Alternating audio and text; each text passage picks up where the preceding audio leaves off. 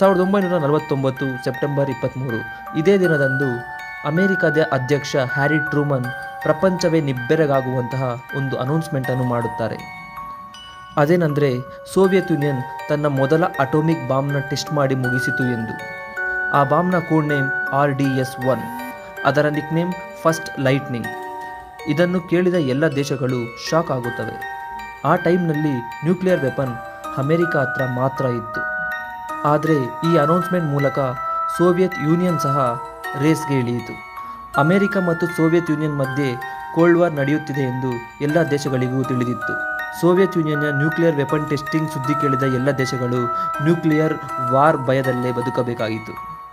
ಇದು 1949 ಇದೇ ದಿನದಂದು ನಡೆದ ಹಿಸ್ಟರಿಯ ಬಹುದೊಡ್ಡ ಘಟನೆ. ಈ ಇನ್ಫಾರ್ಮೇಷನ್ ನಿಮಗೆ ಇಷ್ಟ ಆಗಿದ್ದರೆ ಲೈಕ್ ಮಾಡಿ, ಶೇರ್ ಮಾಡಿ, ಸಬ್ಸ್ಕ್ರೈಬ್ ಮಾಡಿ. ಇದು ನಿಮ್ಮ YouTube channel insight by Gautam.